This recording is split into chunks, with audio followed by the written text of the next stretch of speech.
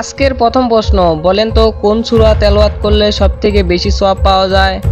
১ সূরা বাকারা, ২ সূরা ইখলাস, ৩ সূরা ফাতিহা, ৪ সূরা নাস।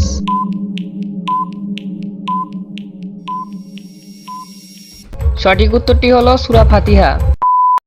ইসলামিক প্রশ্ন, বলেন তো জিহাদের কত প্রকার? ৪ প্রকার, ৩ প্রকার, ৫ প্রকার, ২ প্রকার।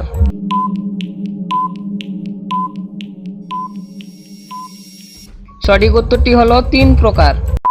বলেন তো জান্নাতের প্রাসাদগুলো কিসের তৈরি? ১ সোনা, ২ রূপো, ৩ মুক্তা, ৪ মার্বেল।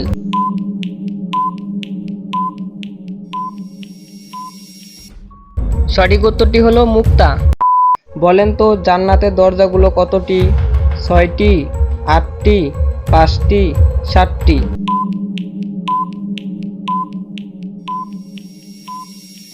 সঠিক উত্তরটি হলো ৮টি। আচ্ছা বলেন তো জান্নাতে কি পশু পাখি থাকবে? ১ শুধুমাত্র পাখি থাকবে, ২ না থাকবে না, ৩ শুধুমাত্র পশু থাকবে, ৪ হ্যাঁ থাকবে।